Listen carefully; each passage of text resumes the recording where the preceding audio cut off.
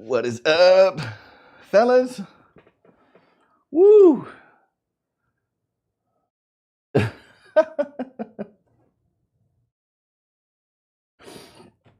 Nope.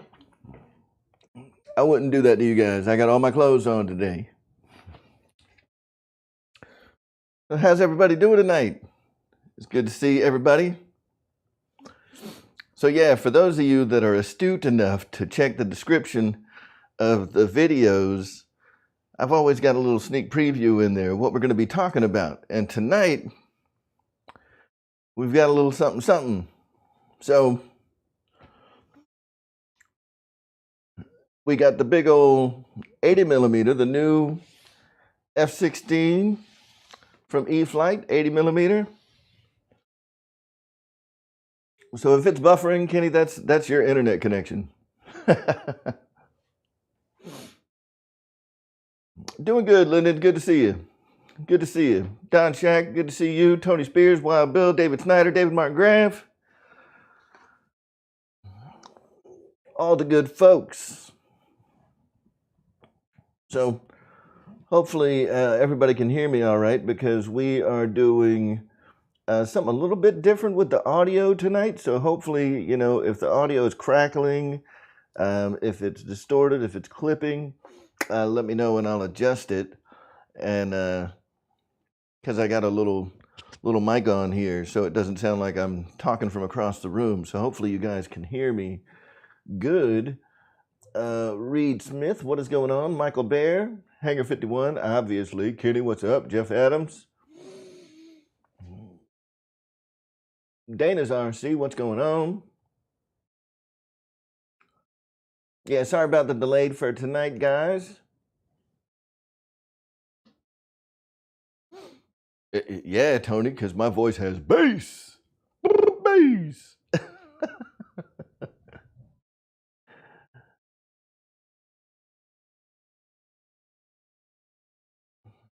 All right. Duan Smith, how you doing? Hey, hopefully your gift certificates from the fly-in will be getting here soon. As soon as I get them, I will send those codes over to you. Yeah, so listen, I wanted to do the big 80 millimeter F-16, right? But I figured it wouldn't be right. It wouldn't be right to do the big F-16 from E-Flight without also doing the 70 millimeter. I've never flown the 70 millimeter F-16. I hear it's amazing.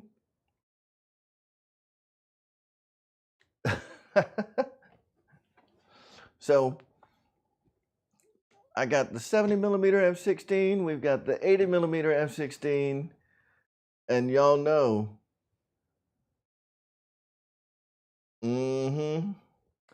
we're going to pit them up. We're going to pit them up against the 90 millimeter high performance F-16 from Free Wing and see how they do, right? I'm excited to get all these up in the air, you know, especially to really kind of feel out the performance differences and give you guys my thoughts on, you know, the difference between the 70 millimeter, the 80 millimeter, and the 90 millimeter. I think I've got 3 of the best F-16s on the market today, and we're going to pit them all up against each other and let you guys know what's best. Well, maybe not what's best, you know. I mean, I'm just going to give you my opinions, my thoughts on what's good about each one.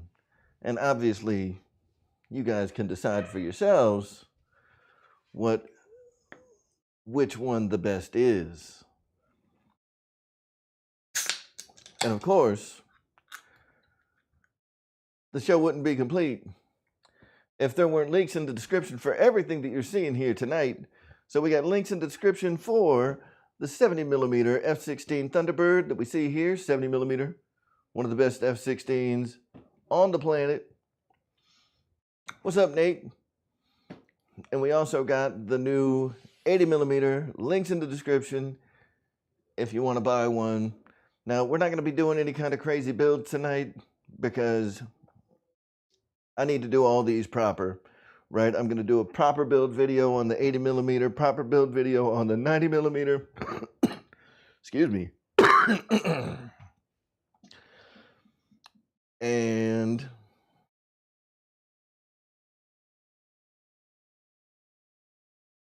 hold on.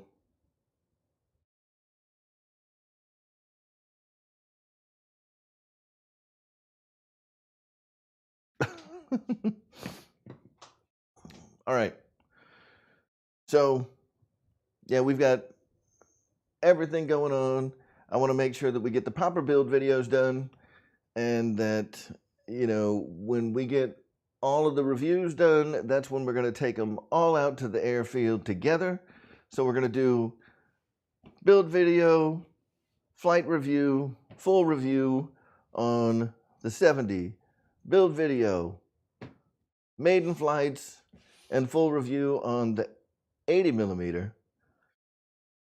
We're going to do a full review on the 90 millimeter, and then we're going to take them all out to the field, all at the same time, and one after the other, just fly batteries through them all day, get a lot of good footage, and see what's what. And I am super excited about that. I know y'all probably just aren't as excited about that as I am, but man, I'm pumped. I don't know. Let me give you my grunt scale. So that takes about 1/4 grunt to pull up, like about 1/4 grunt. Oh, that's about 3/4 of a grunt. It's at least twice the weight of the 70 millimeter. This one has a lot more weight to the box than what we got here. Yep, Mike Bird, I am looking forward to doing it. So I'm super excited about being able to bring that content to you guys. And what else can I say, man? Now, full disclosure, I paid for the 70. The 80 was provided for review. The 90 was given to me by Wesley Miller. So there you go.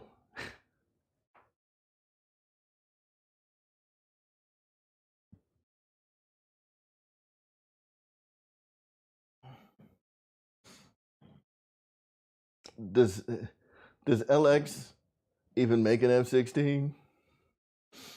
And if they do, does anybody buy it? I've never seen that model.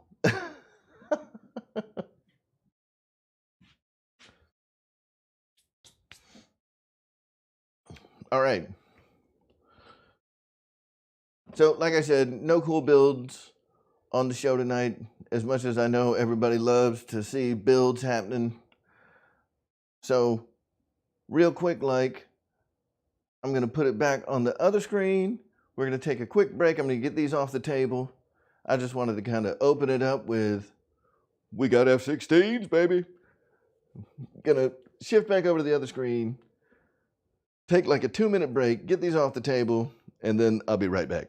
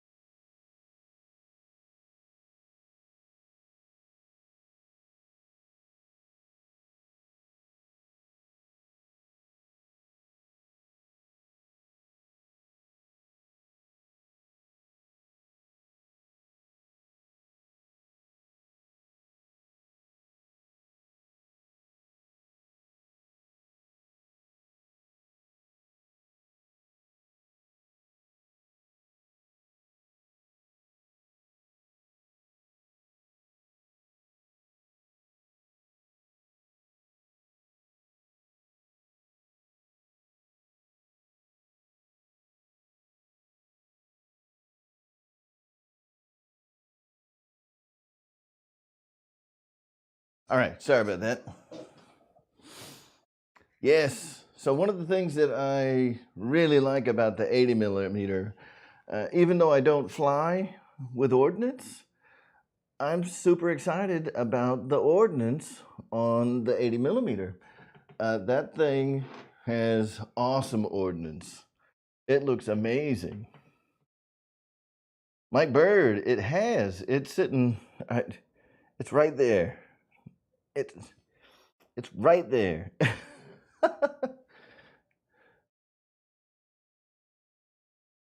So we can put that up on the table too if y'all want to see the SCX-10 sitting next to the beefed up Red Cat Gen 8. But before we do that, I want to talk about airplanes. Maybe we'll do that in the next hour, which is coming up quick since I was so late. So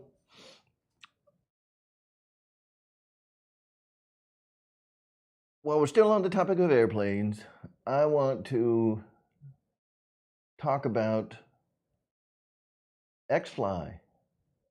So again, links in the description. If you're interested in an XFly Sirius, there's a link in the description for an XFly Sirius. We may have one of those on the way as well. I am not 100% positive on that one just yet. That's all stuff that's in the works, and we're trying to get a Sirius here to do a flight review on that as well, which I think will be awesome. But in the meantime, for those of you guys that have seen the Sirius and you're interested in picking one up, if you haven't picked one up yet, in the description for this video, right here, right now, there is a link for the Sirius at BitGo Hobby. And even though they have not hit land here in the United States yet, you can order one today from BitGo Hobby, and they will ship it to you direct from China. Now, unlike your typical stuff, when they're in stock in the Indiana warehouse, they're going to ship for free, right? There's going to be free shipping, as there always is from BitGo. Right now, there is like a $60 charge for the Sirius. So if you want a Sirius and you don't feel like waiting like 2 months to get one, you can go to BitGo Hobby. You can order one right now, and it'll be at your house within a week, which is awesome. Scott Settle, who's one of the folks that you guys see in the chat every now and then, he may be in here right now. He ordered one using the RC Air Marshal links, and that thing was at his door in 4 days. 4 days. Now, it was 4 US days. By China time, it was here in 3 days, because the day they shipped it and the day it actually left was the same day, right? Because they're a day ahead of us. So China time, it took 3 days.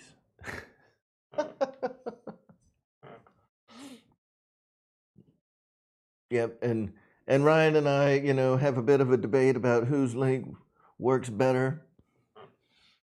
I think my link works better. I'm pretty sure if you use mine, you're going to get it faster. So, the proof is in the pudding. I know the guy that ordered it using my link, he got his inside of a week.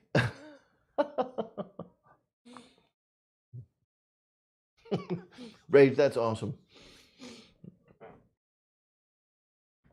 Yeah, look, guys, it doesn't matter who you go through. If you go through my link and you want to try out an XFly Sirius, if you go through Ryan's link, it doesn't matter. Just make sure that if you want to order one, that you're using somebody's link. And that goes for all of the influencers that we support. These links are a big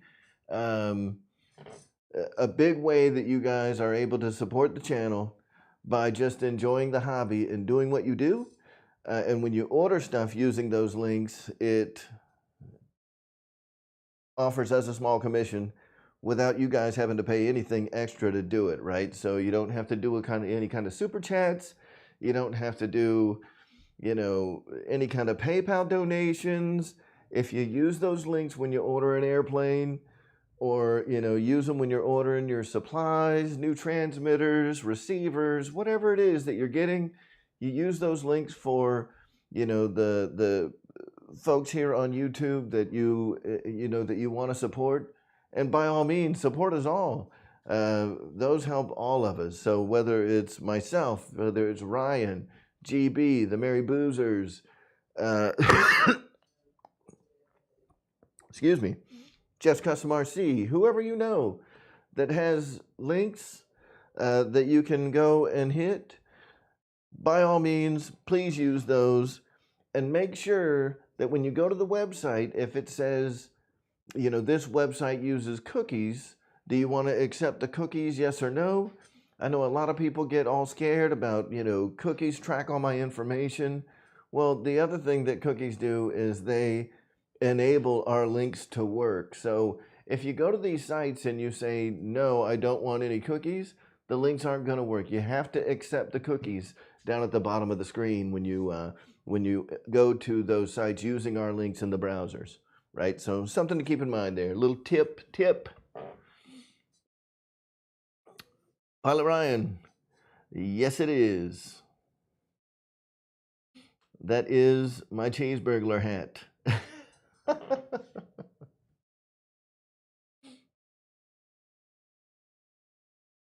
All right.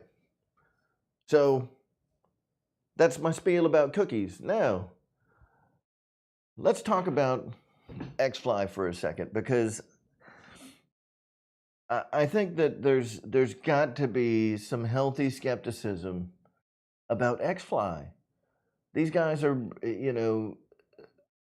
they're coming out on the market, and I think that people must be under the impression that they must be paying us, right? Like, they must be paying you guys to say all this great stuff about them. What I want to tell you guys is that sight unseen, I opened the box on the XFly Sirius expecting a freshman effort from a brand new company. What I saw was a model that looks like it was made by a company who's been making foam models for decades. This was truly a nice model. So, what I kind of want to get a feel for, and I think that, the audience that tunes into, to these kinds of shows, I mean, we're a little more in tune with the industry than, your average layman, right? So a person, coming off the street or whatever, they may not be as enthusiastic about the hobby that we are, so a lot of us know where the folks that started XFly came from. These are industry veterans that started XFly. So their first model is, everything that they were doing right at the companies that they came from, they took all of that, mashed it together, and they're making an even better product, right? So whether you take my word for it now, or you want to wait and get one in your hands to see for yourselves later, I mean, that I get it. But I'm just here to tell you that XFly is the real deal. XFly is the real deal. These models are fantastic. The paint on them is fantastic. The foam is fantastic. The attention to detail with the way that the wiring is done, not just like the quick disconnects, but the way that the wiring is laid out inside the fuselage is very well done. The way that they present the wires to you to plug your receiver in, they're all right there. They have, the little tray up top for you to put your receiver on instead of having to like either make something or whatever. All the things that we as modelers have been doing to our own models to either clean up the wiring, make things a little easier, all that stuff, these guys are paying attention to those little fine details. The LEDs are fantastic. The way that the covers are. I mean, this is not a freshman effort at all. These things are fantastic models. So the Sirius may not be your cup of tea, but I'll tell you, all you guys that like EDF jets, you need to keep an eye out on XFly. I can't imagine, just based off of what I've seen so far with the Sirius and how awesome the Sirius is from a first model from a new company. When you think about that, right? Like, this is the first model that they've done as a company. It only goes up from here, right? It only gets better. They can't get worse, right? So if the Sirius is an indication of what would be their worst model, right? Their first effort at making a model, they're going to be blowing things up over the next year or so. And, it's not like they've got a whole bunch of stuff that's on the back burner. The Sirius is the first thing they're bringing to market, man, but these guys have a lineup on the way. I'm not going to tell y'all what's coming. Some of you know, some of you don't, but I'm here to tell you the lineup that these guys have. You guys are going to be super stoked and excited to see what's coming. It's awesome. It's awesome. Everything that I have seen on the way from them is just bad to the bone. All of it. The stuff that you guys have seen, like Lionel Randall, which, welcome to the show, by the way. Not sure if you've been here before, but we're going to go ahead and paint your name blue. So the stuff that I've seen so far, yes, Jeremy Sean, we are talking about XFly. So, David yourself, what up? So XFly, yeah, here's what we've seen, the things that we know are coming. They have a 60mm T7. Look, I knew about the T7 years ago, right? The real airplane, the full-scale T7. It is the 5th-gen trainer replacement. So like the T-38s, and I think the Navy is, looking to replace the T-45 with the T7 as well. The T7 looks awesome, right? It's got elements from like all kinds of different planes. You got a little bit of Bayhawk here and a little bit of F-16 there and a little bit of F-18. And I mean, there's so much awesome stuff going on with the T7.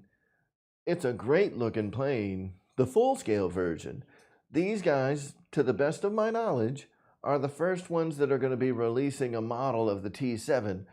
I think that's awesome because the T7, to me, that thing looks great. So I'm really looking forward to the T7. They have a 64mm T7 coming out. And these are things that they've leaked to us, right? They also have a twin 50mm A10, which is going to be about the size of the 64mm single, right? So rather than being a twin 64 that's about the size of a 70, it's a twin 50 that's about the size of a 64. And I'll tell you, from what I've seen from their EDF unit so far, these guys know what they're doing. And I've seen the mold sample, right? So one of the first A10s to come out of the mold. In fact, there's a video on YouTube. If you go to XFly's YouTube channel, it may still be public. Go check those things out, man. That XFly A10 looks great.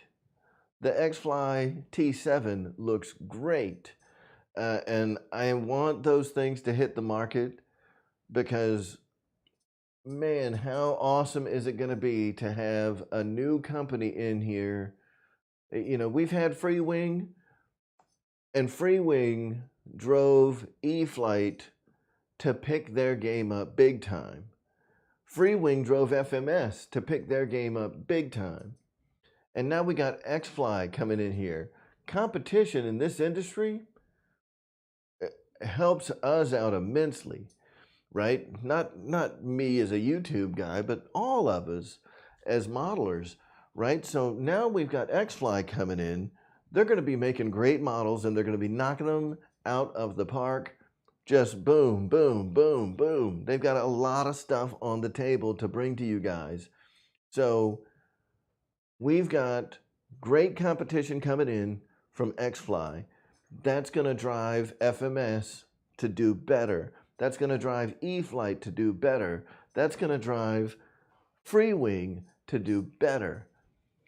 And if they don't, they're going to get eaten up, right? I don't know that we're going to see a lot of pricing wars because it just costs a lot, you know, to get these models over here. But man, I'm excited at what XFly brings to the table, and I'm really looking forward to see how the industry responds to XFly. And by that I mean, how is Flex going to respond? How is HSD going to respond? E-Flight, FMS, I mean, heck, even Dynam. I mean, they haven't really done anything spectacular in years, to be quite honest. I mean, the PT-17 is really the last new model I know from Dynam. But, you know, we need XFly in our lives.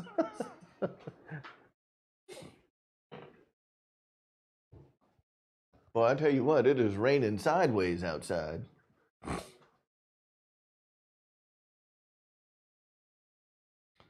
Dana's RC, I really hope not. I want all of the planes from XFly to be Allied planes only. No German garbage, never.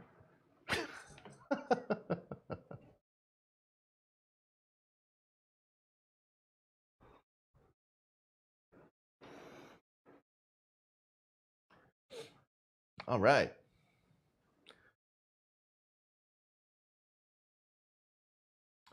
Mike SSI, it was just me throwing praise onto this little engine that could company, XFly.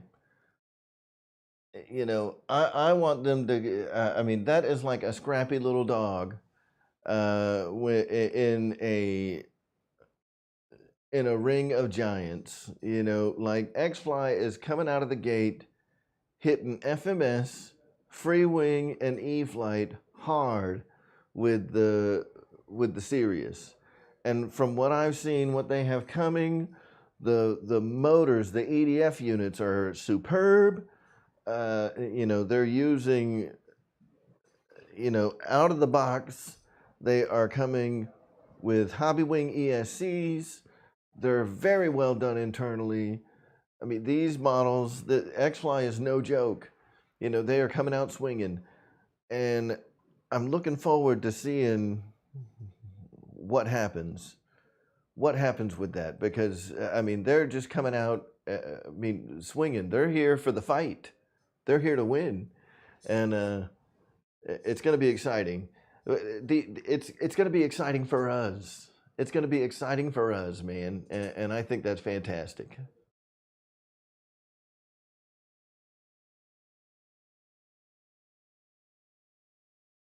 So, David, yourself, you got this crazy rain hitting you too?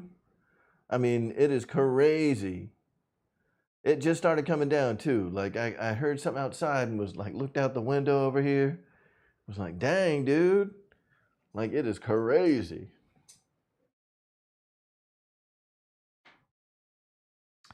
Yeah. I mean, every company has their pros and cons, and XFly is not going to be any different. You know, there's going to be some people that love what they see, and there's going to be some people that hate it, and that's the same with every model out there. I mean, look, even your favorite YouTube people, right?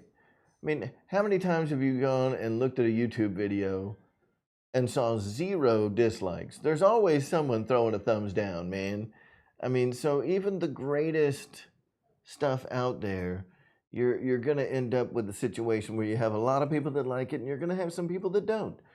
And just like every other industry, you're going to have airplanes from XFly that aren't going to, I mean, they're not going to be perfect. Not every one of them.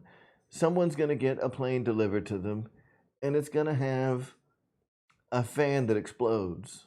It's going to have an ESC that fails. It's going to have bad servos. I mean, y'all know how this hobby is, man. It just happens. This stuff is made in China, right? So not everything is perfect all the time.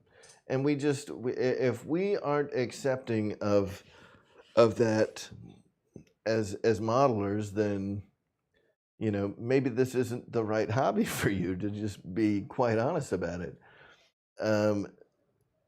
You know, the difference maker is going to be, and here's where I think that companies like Freewing and eFlight, you know, so backed by Horizon. So right now, you know, Motion RC and Horizon are the big backers of these companies. You know, so Freewing, Flightline falling under the Motion RC umbrella. You know, where you've got like eFlight and Hobby Zone, Hangar 9, falling under the Horizon Hobby banner.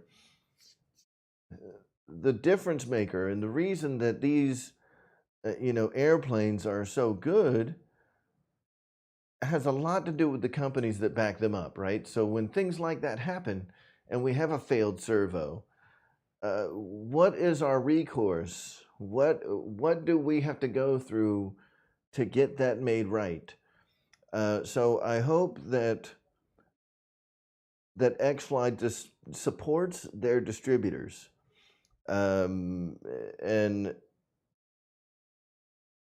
I know that right now we've got BitGo Hobby handling things here in the United States.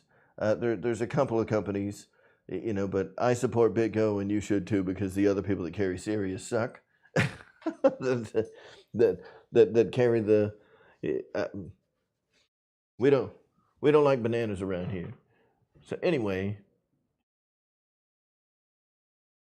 I want to, you know, I hope that XFly through BitGo supports these models, as well as we're seeing the support through Horizon for the eFlight brand, for Hobby Zone, for Hangar 9, supports the models as well as Motion RC does for the Freewing and Flightline brands.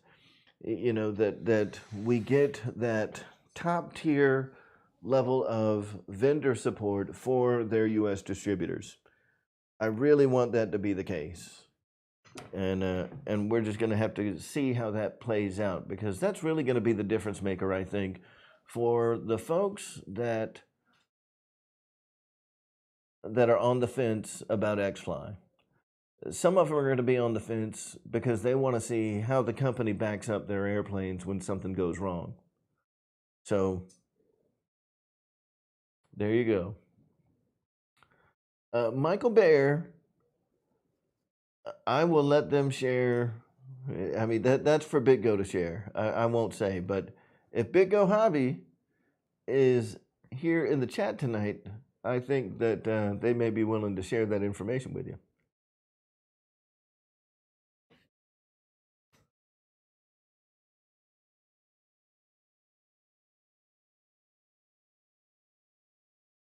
So Dana, you know, I'll give it to BitGo.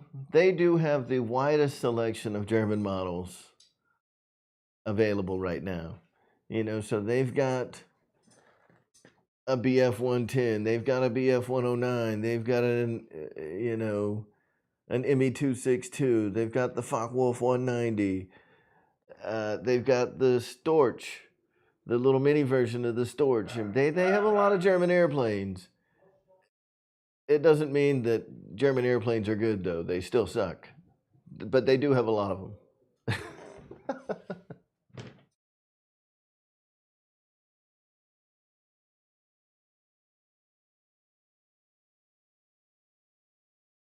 Well, Barry Campbell, I'm sure he's got all the boxes. And what I'll tell you,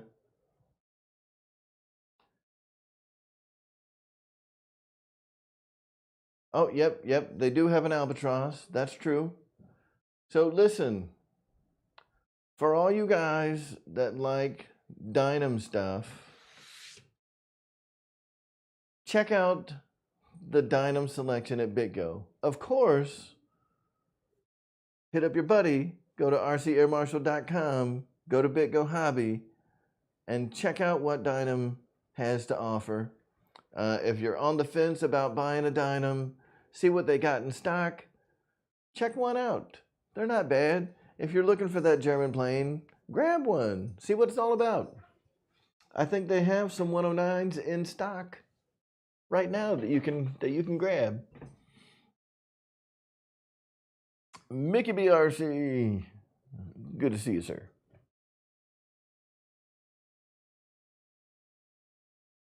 Arrows is good, Michael Bear. Arrows does make a quality little model. I haven't seen one yet that's bad.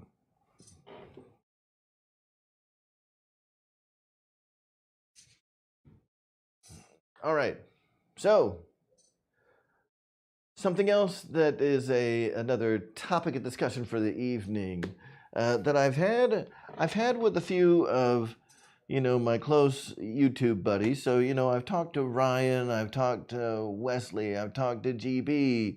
I was kind of debating on what to do with the NX series videos that I've been making, because I've got a lot of them in the pipeline, videos that are already made and ready to go, but I wanted to drop that bomb like I did with the AR636 series. But as I explore that and see, because I've almost got like a script, it's a list of all the videos that I want to make to go into this NX series, and it's just going to grow over time too, right? That playlist is going to be huge. But rather than do that, I mean, if I waited until the end, it would take forever before I start releasing videos. But I have enough of a buffer right now that I think if I've started putting them in a queue. Right now, I've already got 8 videos in the lineup, and they're just going to release every day. But what that also does is it forces me to stay on top of it. So what I kind of wanted to get a feel for is, have you guys seen the servo setup video yet for the NX10? If you haven't, you should watch it. Even if you don't own an NX10, it'll help you with your IX series. It'll help you with your, DX series radios as well. So all the Spectrum stuff is very similar, right? So check them out, even if you don't have an NX series radio. For you guys that have seen it, what'd you think about it? And how do you feel about a new one coming out every day for like the next 6 weeks? Because that's about what we're at right now, right? So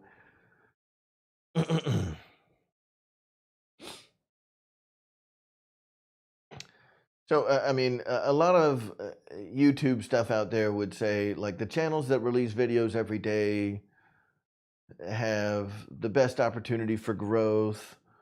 Obviously, it increases the view count of my top videos over the last, say, 48 hours, which drives the YouTube algorithm to recommend my videos to new viewers. So with the ultimate goal to be, yeah, Airvex, there's a lot in there, dude.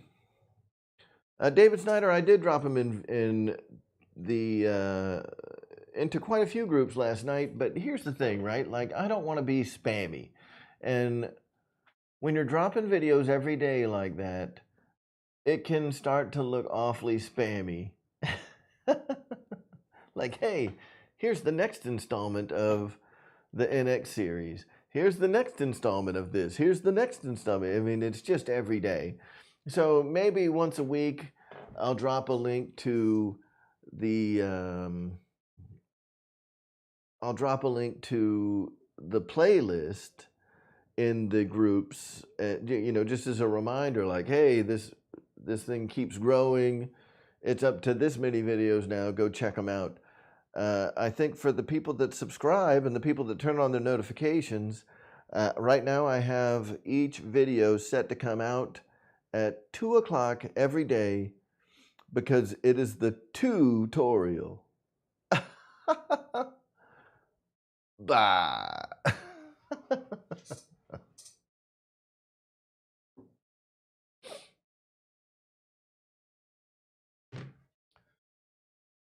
Thank you, David, yourself. I appreciate it, my man.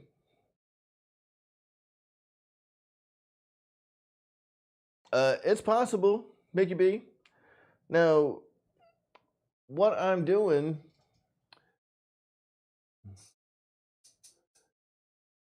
is basically this first series of videos is going through every menu item, even the ones that look mundane, so like how to set up throttle cut, how to do tonight's, or not tonight, it's tomorrow. So today's video came out at like 2 in the morning, right? So sorry.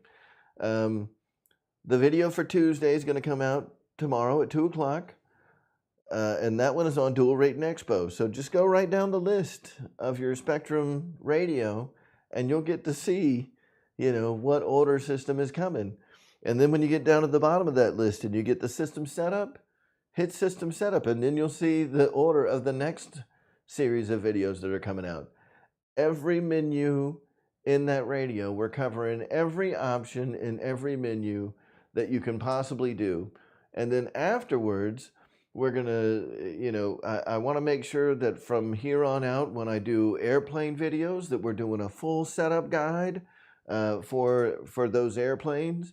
So I'm going to be throwing an AR637T into the 90mm F-16 here. And even like E-flight models and stuff like that are bind and fly. We're going to be doing full setup videos. We're going to have, tutorials for things that aren't necessarily in the NX series. I want to do a forward programming video for the NX series because all of my forward programming videos really focus on how to do forward programming with an IX12 or an IX series radio.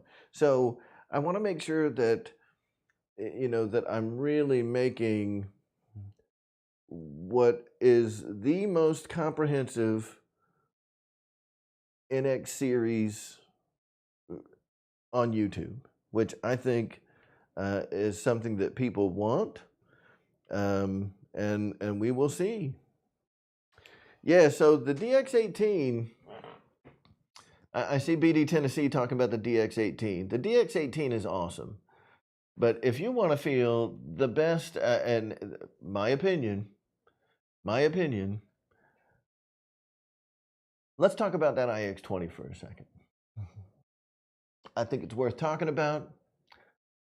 I see a lot of people talking about, Mike Bird, BD Tennessee does have some pretty awesome NX videos up. So,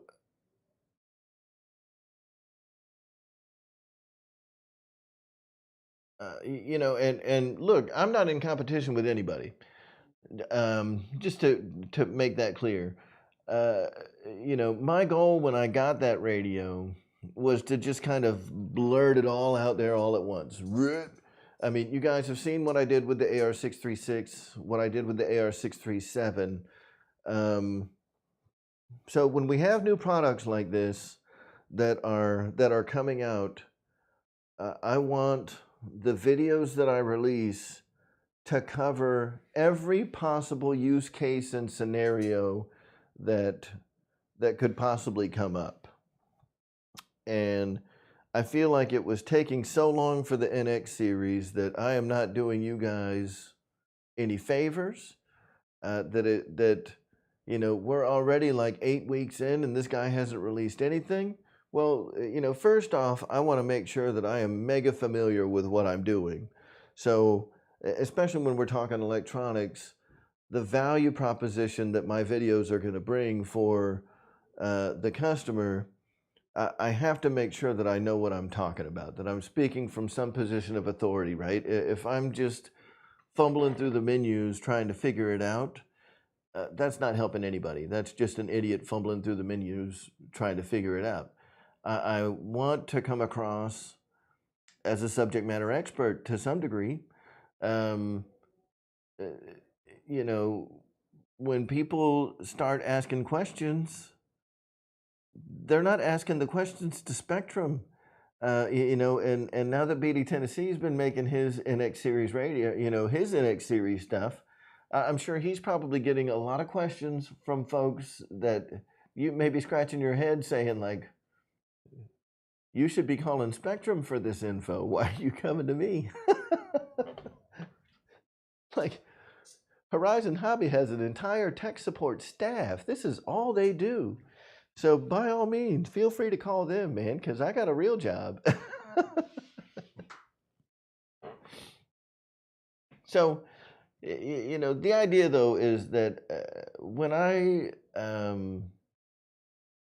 start diving into a project like this, I want that project to be awesome for the end user, right? And to have something that's very comprehensive that they can come back and there is, a return value or rewatchability value where, today they want to know how to set up this feature. Well, in 6 months, they may forget that, but I want them to remember, like, you know what, that guy had videos on everything. So I'm going to go back there. I mean, it's, yeah, for real, BD, for real.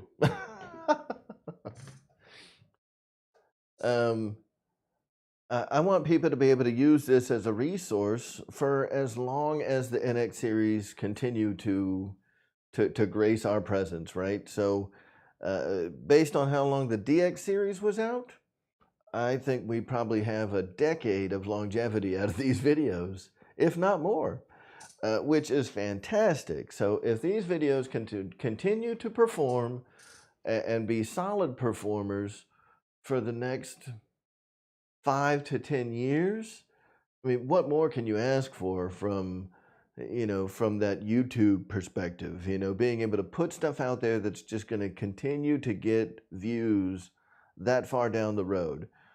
You don't see that kind of longevity when you're making videos about airplanes. And obviously, all of us that make these videos about the electronics, we obviously also fly airplanes as well.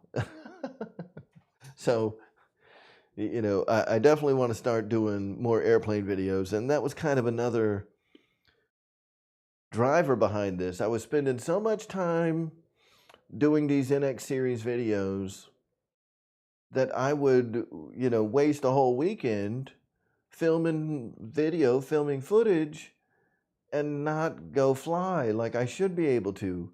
So rather than focusing so much on releasing all these things at once and putting all this time and effort into it, I'm just going to let it be a slow burn and just let them come out once a day, every day.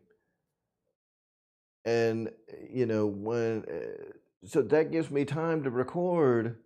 Right now I've got like 8 new videos in a buffer, that are just waiting to pop day after day. I can, go ahead and make a build video on the F-16, get that released. Go fly the F-16, get that released. Go fly, both the 70 and the 80 millimeter. And then make like a bunch more NX series videos and get those in the buffer. Get those, lined up for the next 8 to 10 days. And then go out and enjoy the hobby again. So there were pros and cons to doing it one after the other, as opposed to dropping them all at the same time.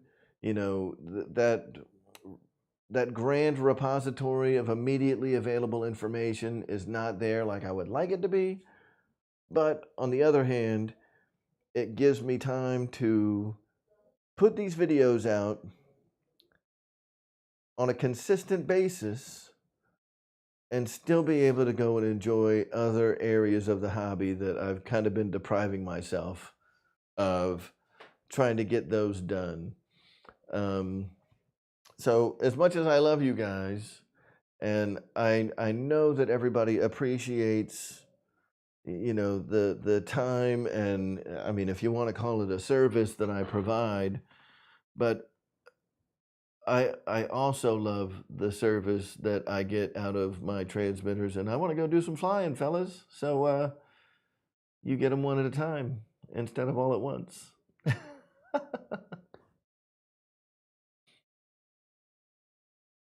Roach Coach, I have not flown that Freewing 90mm F-16 just yet.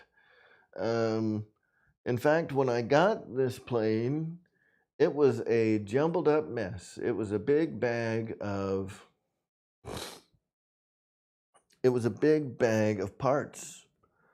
In fact, when it was handed to me, it was a wrecked piece of crap. It wasn't even a big bag of parts. I had to take the wrecked piece of crap, decide what I could salvage and what I couldn't salvage, throw it in that bag, and bring it home. So I'm down in Florida, you know, Wesley Miller, the Mary Boozer, says, "Hey man, do you want this 90mm F-16? Like, no, that thing looks terrible." But then I started looking at, well, what all do I need to make it whole again? All right, I need a fuselage. And I start looking around, like it's got all the servos. It's got, I need the fuselage and the motor. I need the fuselage and the power system. So ESC, motor, EDF unit, right? That's it. That's all it needed. The wings were still in good shape. The side rails were still in good shape. The horizontal stab was still in good shape. The vertical stab was still in good shape. The plane was not bad. It didn't have the ventral fins, you know. So the parts that I needed a fuselage, and I needed the ventral fins. I needed the canopy. I needed a nose cone, and I needed, you know, basically the fuselage part of it.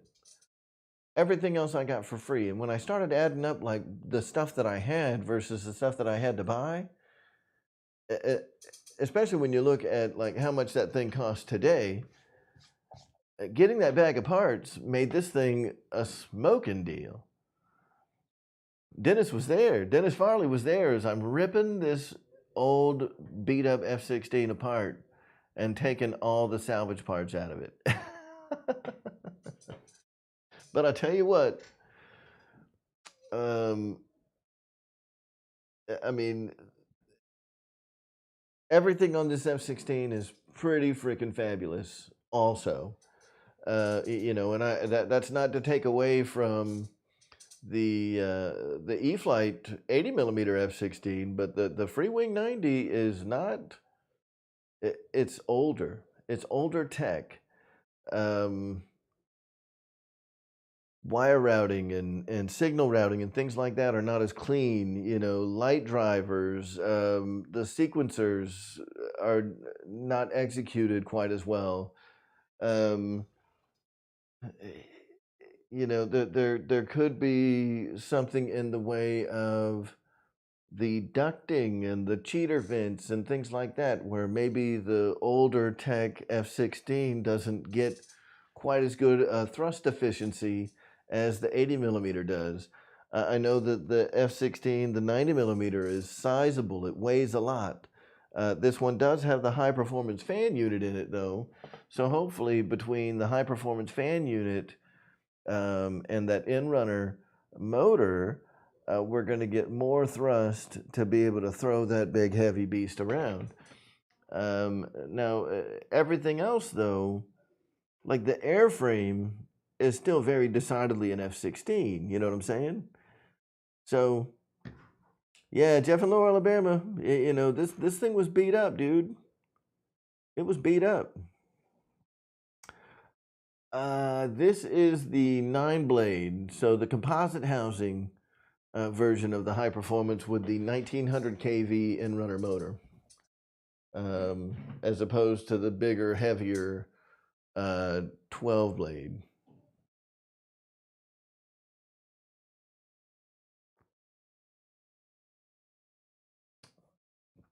For Red Baron, what's up? So,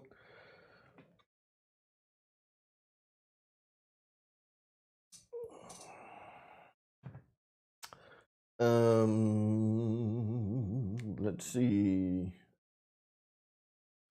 Rage Tag asks, can we see it on the table? Of course you can, man. Give me just a second, fellas. I will be right back.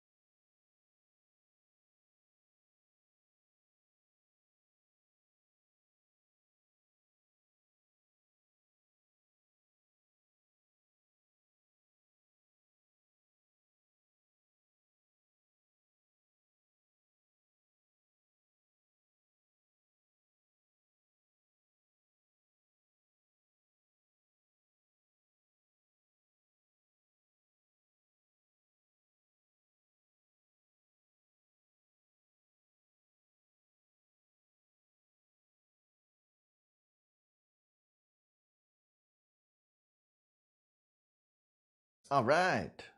So I figured I'd go back to the other screen from now on when, when I'm doing all kinds of weird, fumbly stuff.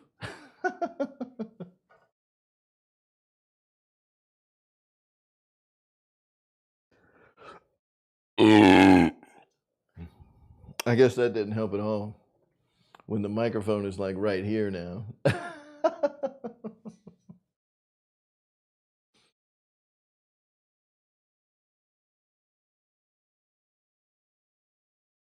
Yep, so this is the Free Wing 90 millimeter F-16. Hopefully, well, here's what sucks, right? Is next week, and this is a big model, guys. I mean, this is a sizable F-16, and it is not light. It is a sizable, heavy model.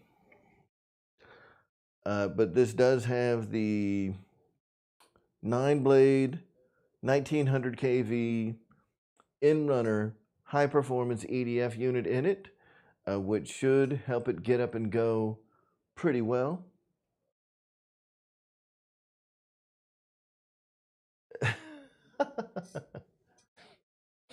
Yep. So remember, this was given to me as a very beat up, very much crashed airplane that we nursed back to life, and I'm pretty proud of the end result.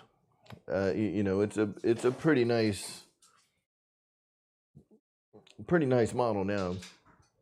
It took a while to get, because I pulled all the retracts, the servo doors, or the gear door servos, all that stuff I had pulled out of this thing without, just being silly in my head without documenting how it came out of the old model, so I could have some point of reference on how to get it all back into the new one when I got the new fuselage.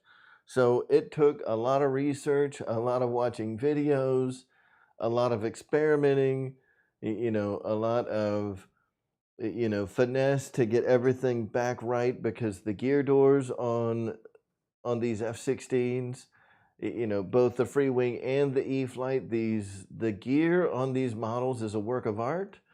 The F-16 from HSD is the same way. The landing gear on the Free Wing 90 F-16, the E-flite 80 F-16, and the HSD 105 F-16 all have fantastic, very well done landing gear. So all of them are just super nice.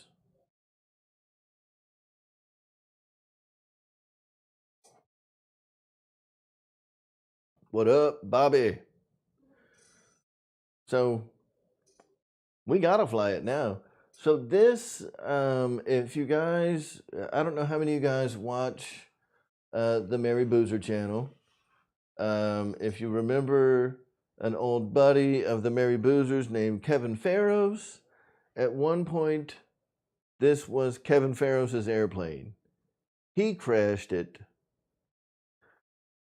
This F-15 behind me, that was Kevin Farrows' airplane. He crashed that too.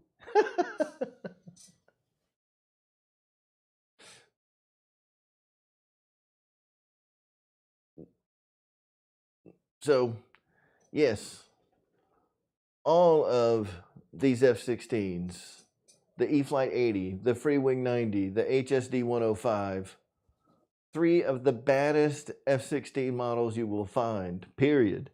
They just don't come much better than this. I mean, these things are awesome, all three of them.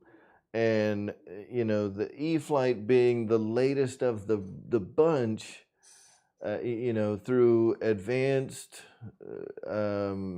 techniques and things like that, it's just so well done. So well done. And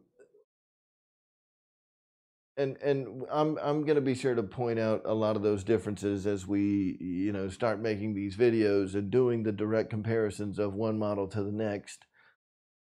And you guys will be able to see, you know, all three of these models in a very good light.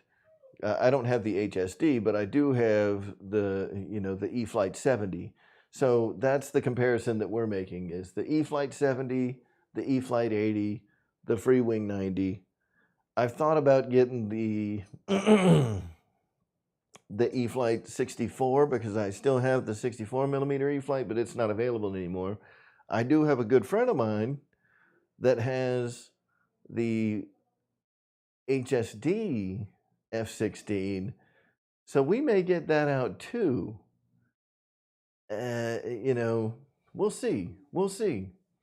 I think the more I can get, the funner that video becomes.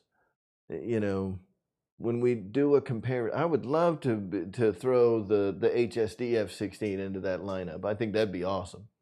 Now, obviously, when we throw an HSD into that mix, you know, the HSD 105 F-16 costs just as much as the Freewing F-16 90 and the E-flite 80 together, combined.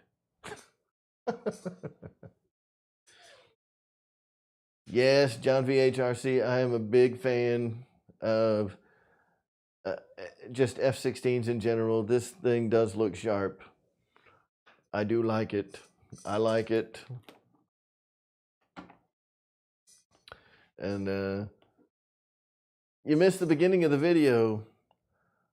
So, you know, the reason I've got this on the table, you know, one of the folks asked for me to bring it on the table. The reason we got it on the table is because I've also got the E-flite 80 millimeter and the E-flite 70 millimeter new in the box that we are going to be busting out here soon. In fact, next week, I am sure, hopefully you guys will see one of them. And I was going to bring that up earlier. I want to get these videos out soon, but for the rest of this week, Amy and I are going to be up in Pennsylvania. We're going to be up in Pittsburgh. So I'm not going to be able to work on those until we get back. We're not going to be back until Friday. So maybe next weekend, if the weather's good, we'll be able to at least get the review videos filmed on one of the new F-16s, but probably not both. Seeing as how one of them is a fairly new model, I'm sure you guys can guess which one I'm going to do first, right? I mean, probably the 80. So, you know, and then we'll do the 70. But hopefully by the time next week's show comes up, so next Monday, we'll have one of the new E-flite bird sitting up here next week for us to check out, whether that is the 80 or the 70. You guys will find out next week. GB, any F-16 that does have flaps is not a very scale model. So the full-scale F-16 doesn't have flaps. So no, it doesn't have flaps. Awesome, George Watts. I think I've got some folks up there that that are at that event from down here in Cobb County from CCRC. Excuse me. Jets over Kentucky. So that's a big one that I normally don't make it to because I'm just not a turbine guy yet. I may never be a turbine guy, just being honest. But it's an event that I'd like to make it to just to witness it. I love those big jets. I just can't afford them.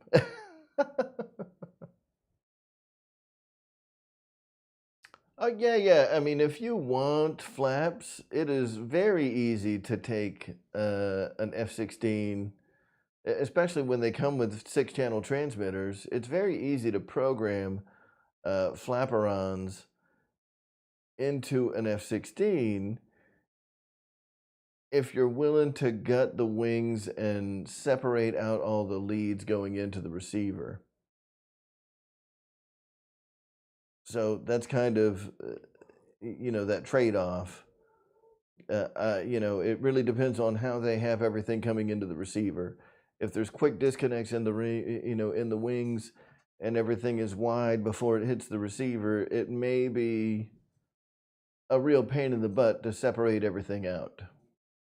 I know on the F-16 here, the ailerons all run up to a control board that's all the way up in the nose of the plane, and you can separate them there if you want to plug them in and program them as flaperons.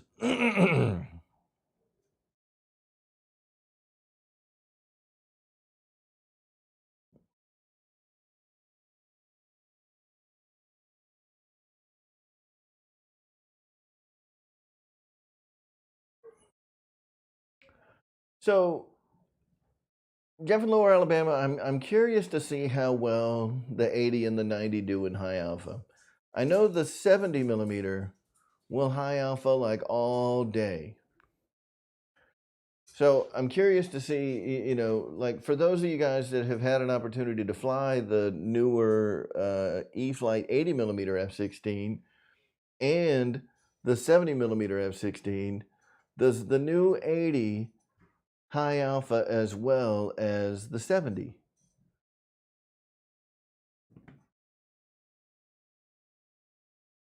Anyone? Anyone?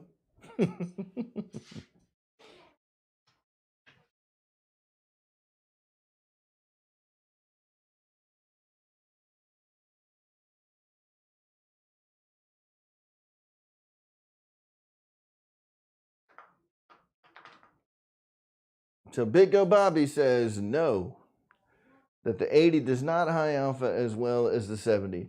I mean, the 70 millimeter is a high alpha machine. That's what that thing is all about. It's a high alpha machine. I just don't think you're going to find with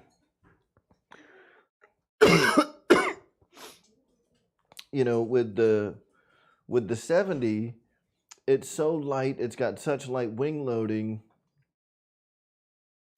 that you're going to be able to toss it around a whole lot more than you would with the bigger, heavier models. Once you get into the 80, the 90, the 105, the big turbines, they're not going to do high alpha like that 70 does high alpha. So that's what it's all about. Yeah, Ryan, and that's why I got one, man. Look, I've seen them flying all over the place. I had never had a chance to fly one myself. I figured if I'm doing the 80 and the 90, let's throw the 70 in the mix too.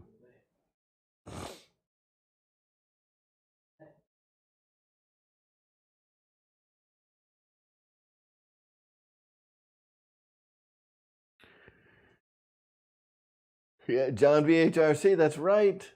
If you want a 70, links in the description. rcairmarshal.com. But there's links in the description for the eFlight 70 and the eFlight 80. And there's links in the description for the XFly Sirius as well. So if you're interested in picking up one of the XFly Sirius models from BitGo Hobby, whether that's pre-order or you wait until they get them in stock, you can order that from BitGo right now today, have it at your door in about a week. The link is in the description where you can pick one up.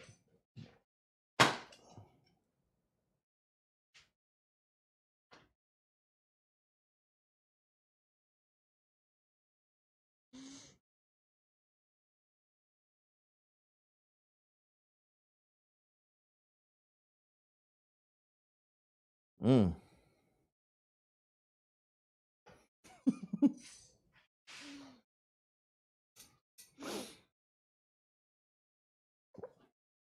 Hold on.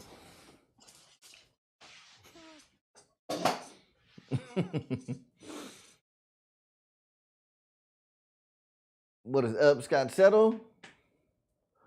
Hunter Yoka, what is going on? John VHRC, what's happening? Nate, that's how it's done. If you want it slow, use Ryan's link. It'll take a week and a half. But if you want it in less than a week, that's the secret. You got to use my link if you want a Sirius in less than a week. It's going to cost you an extra $60 right now because they're shipping from China. So keep that in mind. If you want to take advantage of the free shipping, you're going to need to wait until they get here in the United States at BitGo Hobby. And that could be as long as 2 months from now. So if you're okay with waiting 2 months, you know, that's cool.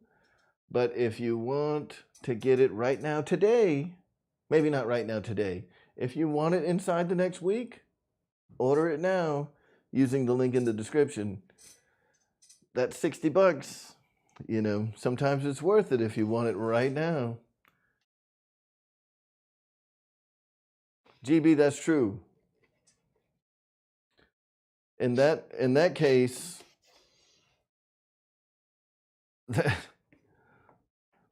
that package is always delivered early. You know what I'm saying?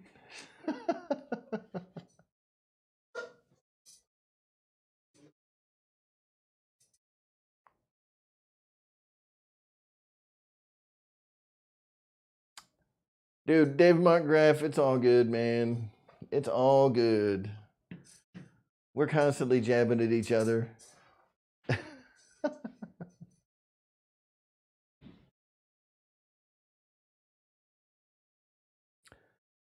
Yep, so the other thing that I'm super excited about the 80 millimeter F-16, you know, I feel like I want to take it out of the box and build it, but I can't, right? Because I know what I got to do. I got to make a build video on it. But I know that the lights on this F-16 are awesome. On the free wing 90 millimeter F-16, the lights are awesome. And I also know, just from what I've seen, that the lights on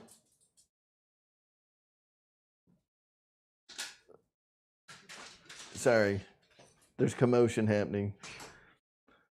That the lights on the eFlight 80 millimeter are also bad to the bone.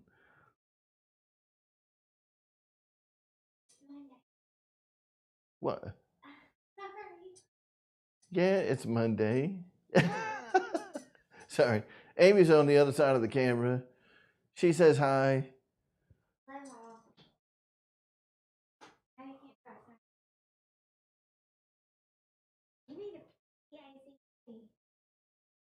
You want me to just pack all the stuff that you have laid out? Yeah, but I don't need like 87 shirts. We're only going to be gone 4 days. I don't know what you want packed. That's why it's all laid out. Okay. Sorry, she's asking me questions. Everybody says hi. Hi, y'all. So, Everybody. She says, hey, y'all. hey, you guys. Hi, guys.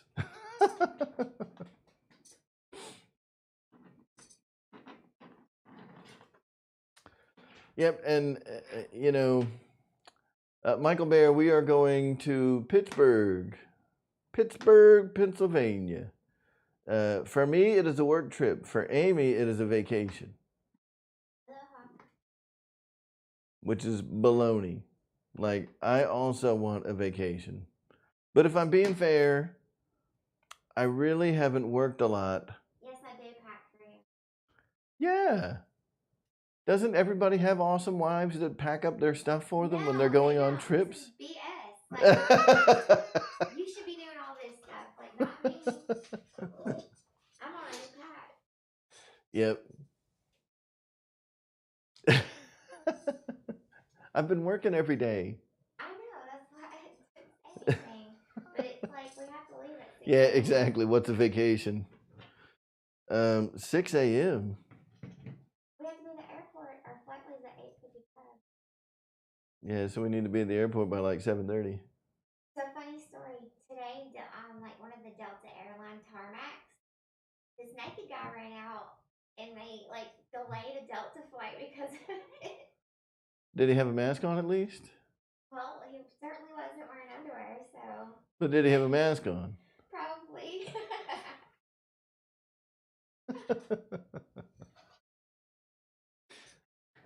I did pack light. We can both go in one suitcase. So for me, it's a work trip, right? My the office for the company I work for now is in Pennsylvania. Fred.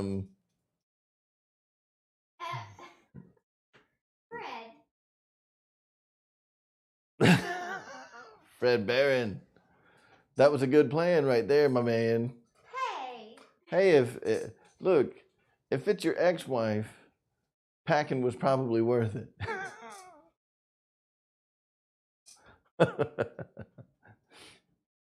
So, yeah, where the company that I'm doing work for right now, they are up in Pittsburgh. I'm going up there to kind of evaluate a few things and see what's up. So I'm not going to have any time to do any kind of flying at all, other than on a big 737 there and back, which I love flying in big old airplanes. I don't know. Amy doesn't like it, but I love flying in big old airplanes.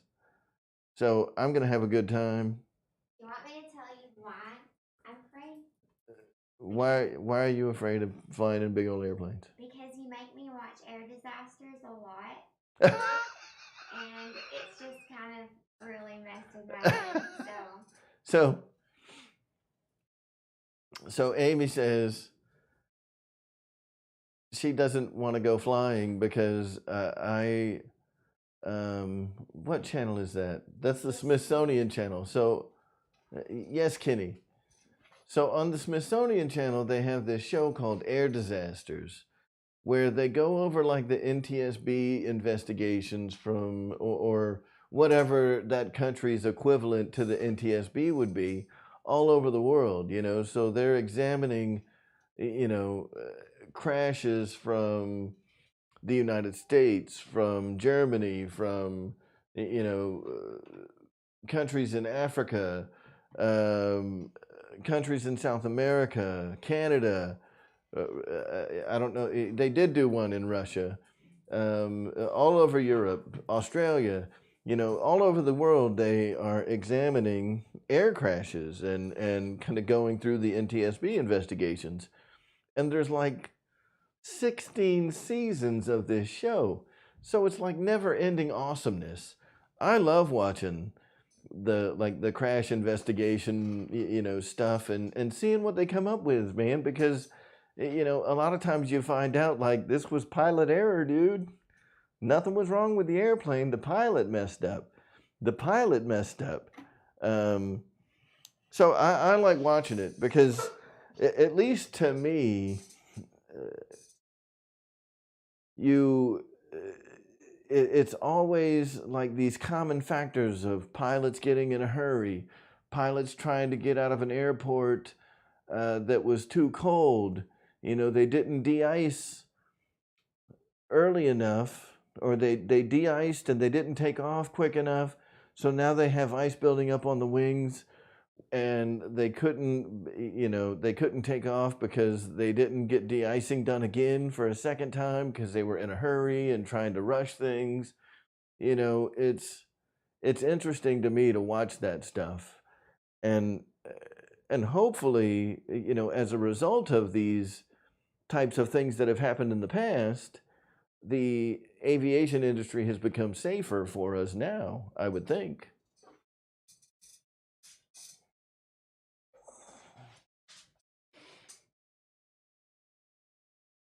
Mike SSI, it's always the blue box, dude. The elevator servos in those 737s just aren't strong enough, man. They should have used the freaking standard servos right out of the gate. Like the big 27s, 35-gram servos. I mean, that's really what they should have done.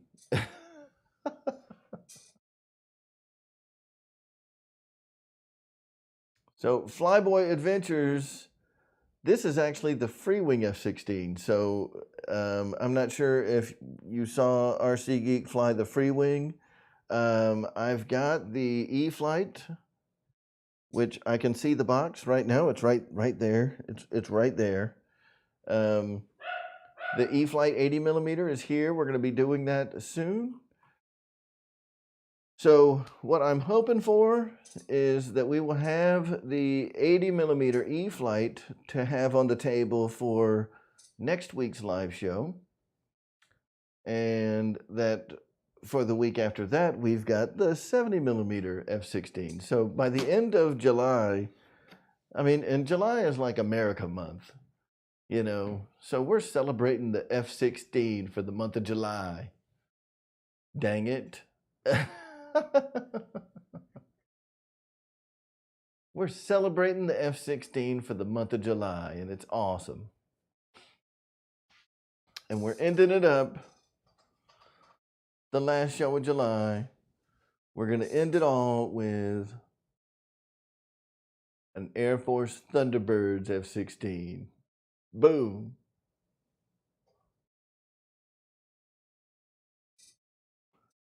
John, yes, I fly them all, man.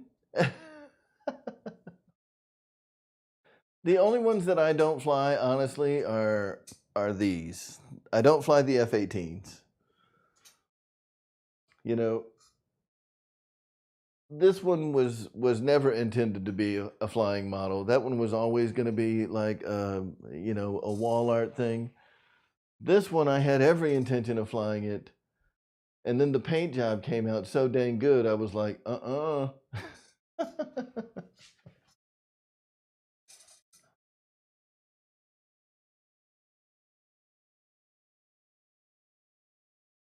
Yep. So this is actually the free wing. And we're going to be taking all three of them out to the field, get some cameras on them. We'll have some proof here soon, John. Come on, man. 2 circles, 2 snaps up. I get that 2 snaps up. Nice.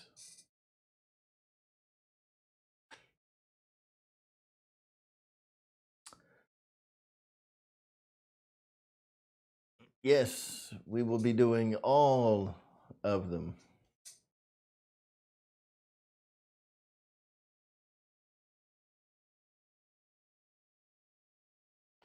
Hunter Yoga, man, I do appreciate that. We really do have a fantastic community here.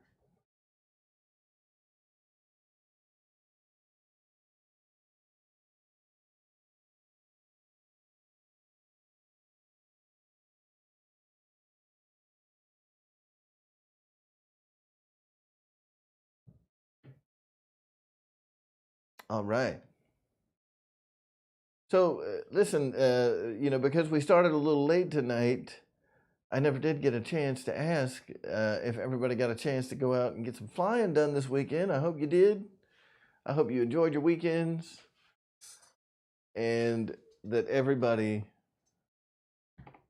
is doing safe and feeling good. It was a crazy weekend for me. I was running around like a chicken with my head cut off all day on Saturday shopping. Like Amy made me take her to the mall. Oh.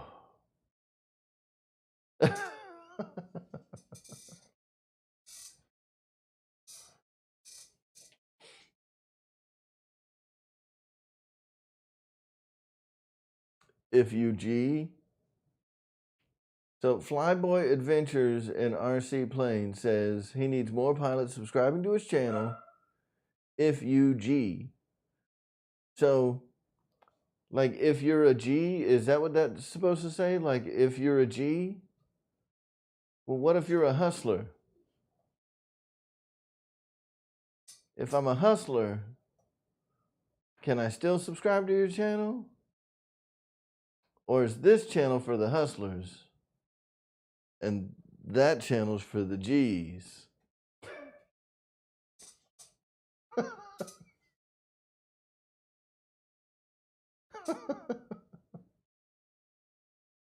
Nice, Tony. Nice, Tony Spears.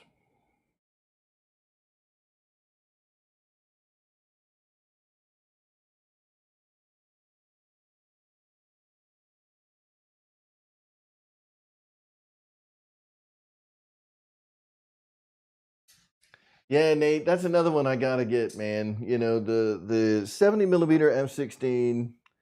That was one of those jets that it just seems like it is just a favorite from everybody that I have talked to that's flown the E-flite 70 millimeter. They're like, dude, if you're gonna own a jet, that's one you gotta get. The FMS Bayhawk is another one. Everybody that I know that owns jets says the FMS BAE Hawk is one that you must have. So that's probably next up on my list of planes that I will gladly shell out money for, is a BAE Hawk for myself. To keep your pit pan strong.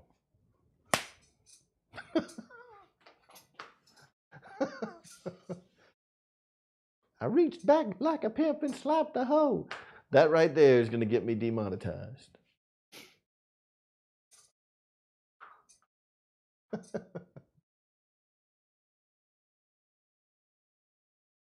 Yeah, that's why I got to try it out, man. I mean, everybody that flies the BAE Hawk that I have talked to just tells me how fantastic a plane it is, that it's awesome. It flies amazing. It's got an amazing speed envelope. It tracks through turns amazing. It's got great speed. I mean, what more can you ask for? I really want to try one out, especially now that I think most of the newer BAE Hawks are now coming with the 2100 kV 80 millimeter in-runner motor in them, which I think is awesome.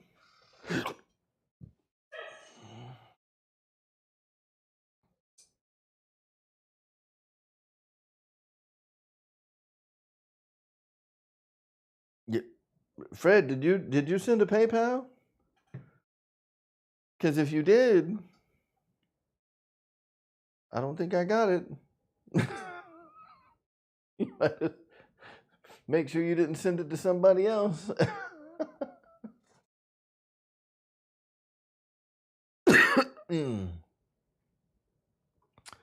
But if you did send one, I appreciate it and thank you, sir. Maybe it just hasn't popped in yet.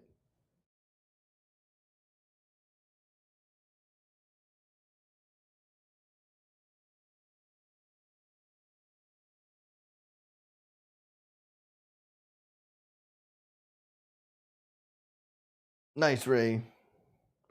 So, guys, we got 18 minutes remaining. 18 minutes. Flying Fortress RC, how you doing tonight? Welcome to the show. Good to see you, Ray. Jackson RC Aviation, what is up? Paul McNeil. All these fine, fine folks.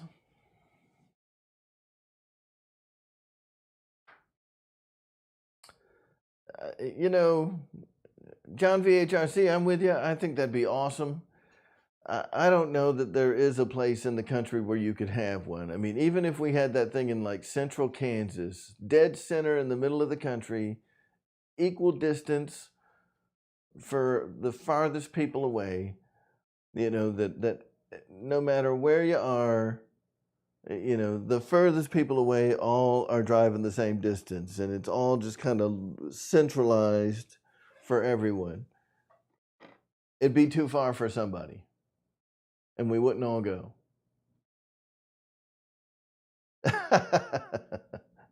That's true, Spencer. That's true.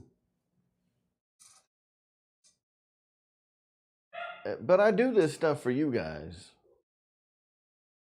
You know what I'm saying? Like Michael Bear, are you like near like Salina, Kansas, or Salina? You know, I looked at a map once and you know, was looking at like the center of Kansas. Like, what is right in the middle of Kansas?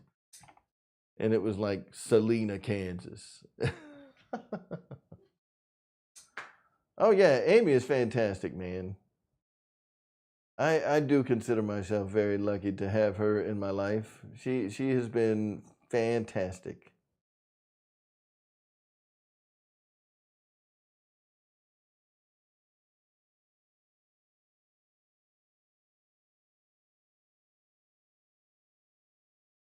You know, sometimes I just don't like the beard anymore. Like right now, it's kind of growing back, but I don't know. I don't know.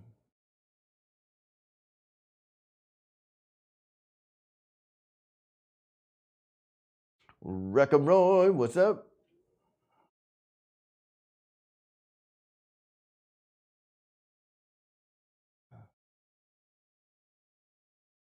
Nice, Gooniac. I think what you're going to find is that the NX series works just like the DX series, but, you know, I still want to check it out. I still want to put out that information and have like a comprehensive guide for the NX series, because there's going to be people that they're going to be looking up stuff, how to do it on the NX series. They're not even going to think that, you know, old videos that applied with the IX12 or the DX series, you know, they're going to think like, oh, I can't watch those because I have an NX series. Like I having used them all, I can tell you that they're all very similar. I don't think you're going to be surprised. Oh, John VHRC. I'll tell you what, man. And I was going to mention this earlier. So John VHRC brings up something nice that'll kind of lead us out of the show, and I'm glad you brought it up. All right. Listen, I have seen a lot of folks that complain about the price of the iX20. And they complain about the price of the iX20 SE. My challenge to any of those folks, without showing me some cheap piece of crap unsupported radio, like with the same level of product support, with the same level of backing from the company that makes it. So we're talking the big dog RC companies, not like Radio Master, that doesn't count. Not FR Sky, that doesn't count. Like I'm talking the big boys, you know. So your Futabas of the world, your power boxes, your Jetties. Show me another 20 channel radio that costs $1,700. Show me another 20 channel radio that you can get for $1,400. Show me.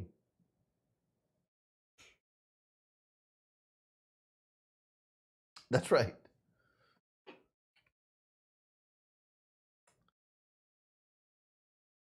There isn't another one.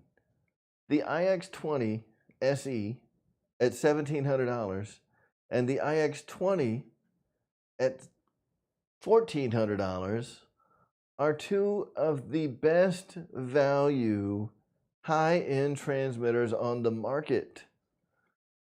They are two of the best values in high channel transmitters, period.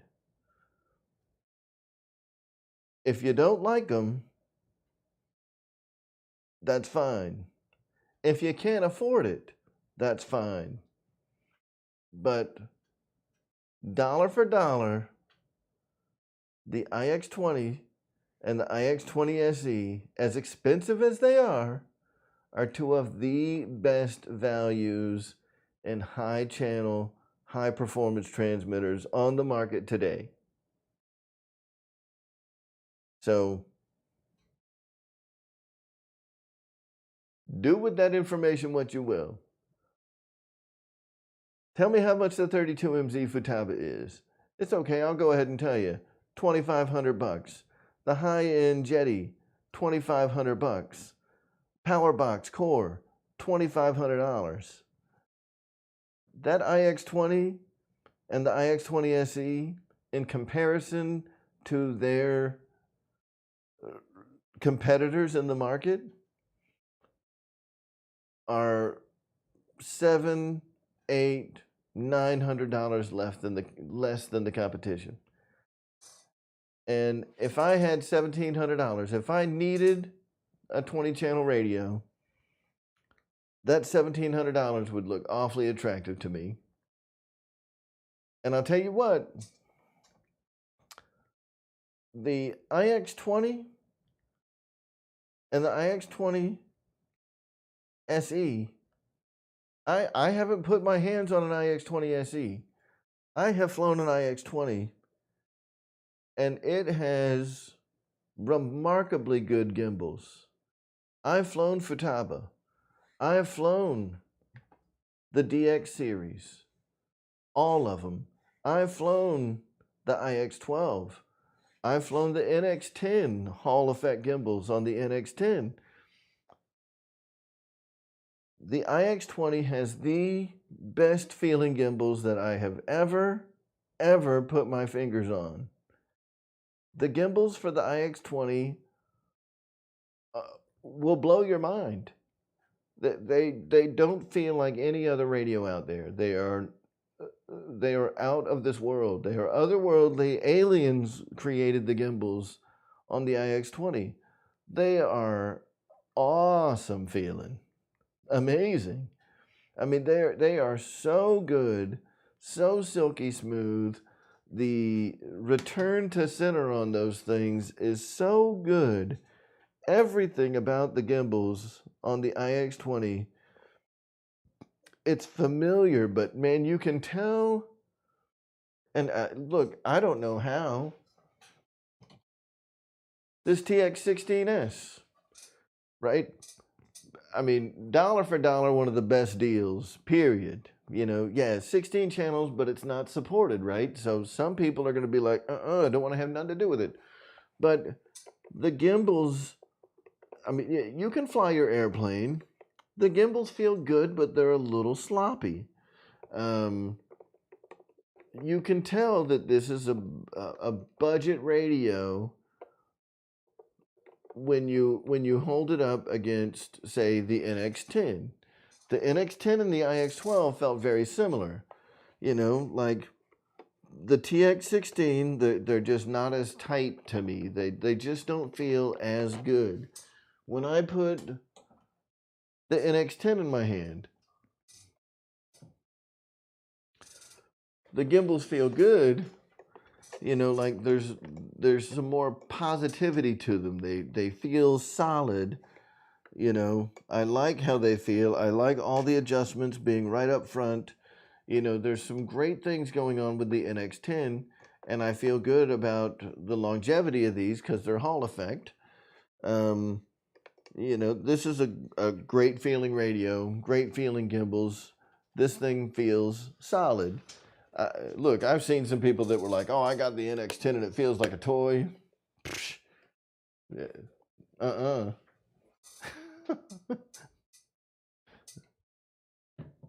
You know, these feel solid. I've got a TBS. Well, you know, let's go to the crappiest feeling gimbals of all the radios I've tried. The Detrum Blitz DT9. Terrible gimbals. Terrible gimbals. It feels like they're going to break off in your hands, you know, when you exercise the gimbals on the Detrum DT9. Terrible gimbals. The Team Black Sheep Tango 2. Great gimbals. They still don't feel as good as the Spectrums. You know, the Futaba, the was the T16 SZ, great gimbals. But the IX20 are just they're not even. I mean, it's like when Spectrum released the gimbals for the IX20, they were like, we're just not even going to play in the same ball field as you guys anymore. You guys can play that game, and when we release the IX20, it's going to have the best gimbals that's ever been held by man because they were designed by aliens. They're not human. No human designed those gimbals. The IX20 gimbals are amazing. And whoever's got IX20 gimbals, y'all know what I'm talking about. Have you felt them? I felt them. And they feel good.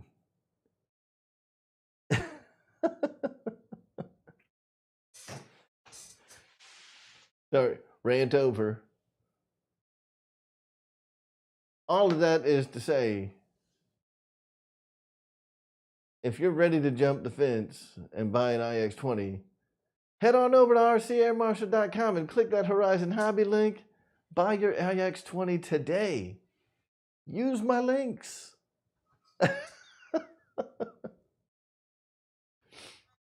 Yeah, the IX20 does have amazing gimbals. So, and look, I ain't going to knock the IX12. The IX12 was a good feeling radio. I enjoyed the heck out of my IX12. I loved it while I had it. But I really like the NX10 too.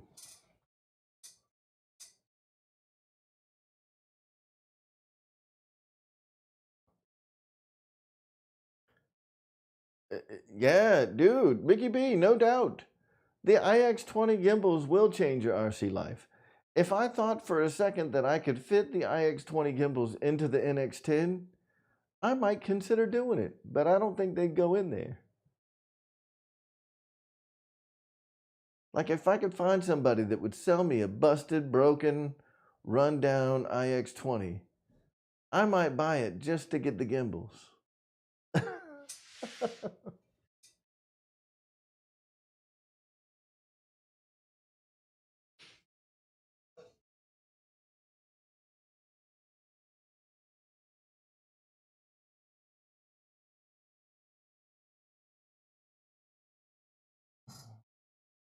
All right.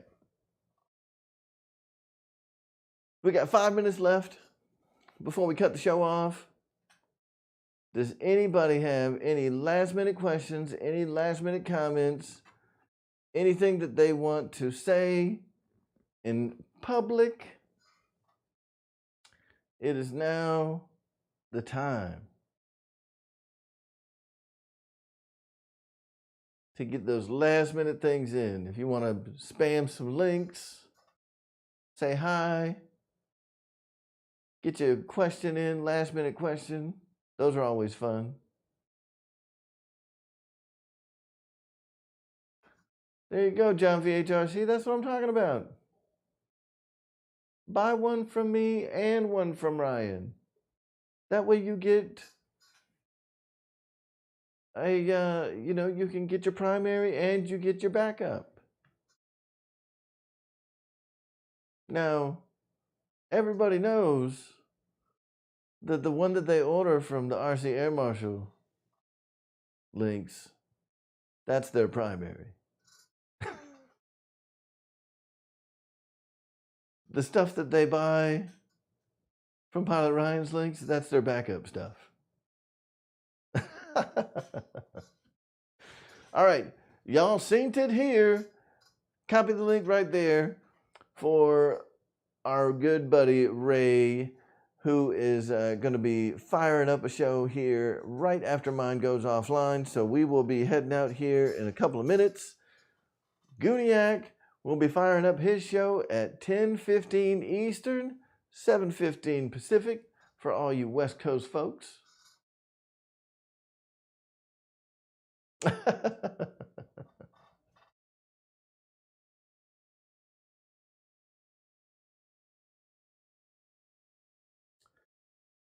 Actuators for the Hall effect gimbals. I'm not sure exactly what you mean by that, Airvexed. I don't think there's any. I mean, the Hall effect. There are. I mean, there are moving parts, but basically what you have is like a rare earth magnet that passes over a sensor. You know, so it can tell. You know, based on the magnet that's on the end of the stick that it passes over that sensor. That's how it knows the position that it's in. So there's no moving. There's no mechanics there. There's no kind of actuators or anything. It should be very silky smooth movement. If you're hearing some kind of weird noise, that's got to be coming from somewhere else.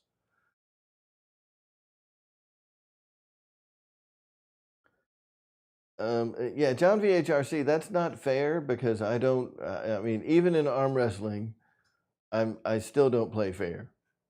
I'll step on a foot, you know, flash a dude, whatever I got to do. Wrestling.